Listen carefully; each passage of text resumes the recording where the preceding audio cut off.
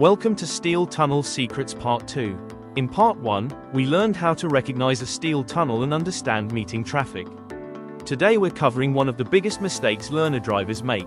They unknowingly tell oncoming drivers it's safe to continue when it isn't. In the next few minutes, you'll learn how to dominate a steel tunnel safely, communicate clearly through your vehicle positioning and stay in control without breaking the rules.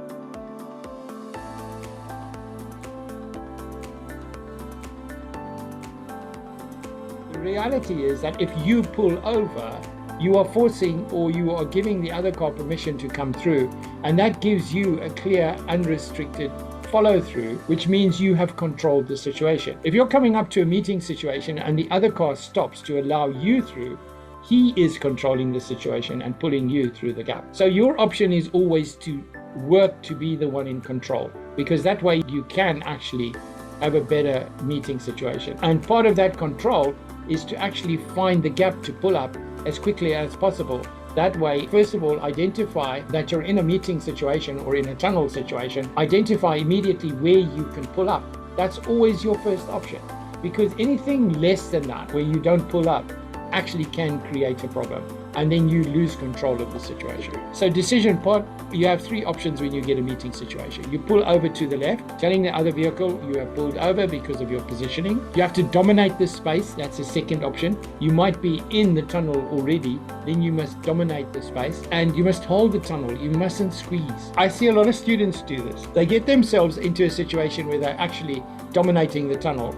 They see a car coming and then they drift towards the cars on the left-hand side, and it gives completely the wrong information to the oncoming vehicle. Who can tell me why that is the wrong information? You guys tell me, why does this not work? Okay, so we need a road. This time our road's going to be blue, and we've got parked vehicles on the left, a lot of parked vehicles here on the left, not very well drawn, but you guys get the idea. And then we got parked vehicles as well, and these parked vehicles on either side create a tunnel, right? Parked vehicles. And my student goes into the tunnel, right, and he's in the center of a tunnel, and all of a sudden a car appears here, came out of a driveway, and suddenly there's a car waiting to come down the road. Now what the student does when he sees that car is he goes over to the left-hand side, but no matter how much he's going over to the left-hand side, there's not going to be sufficient bubble for this car to come through. My first question to you guys is, why does this create a problem for the car coming down the road? Why does that squeeze, or let's say getting over to the left-hand side,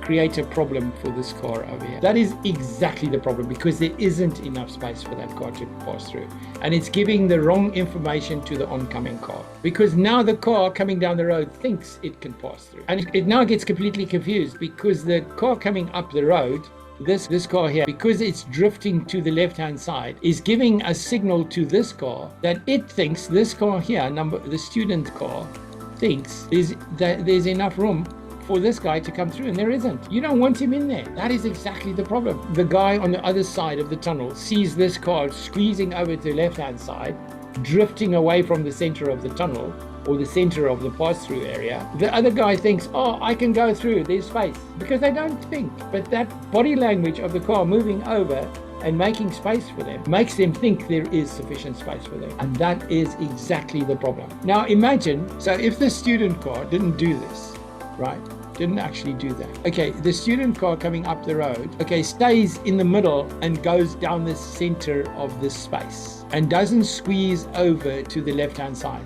what is this action telling this car? No room for you. Yes, no for you. Wait, exactly.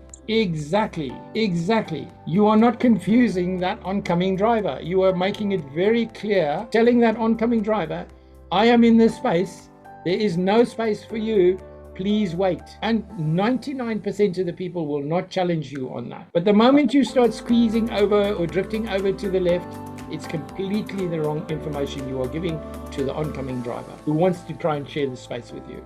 You are telling him, it's okay, don't worry, we are going to sort this out.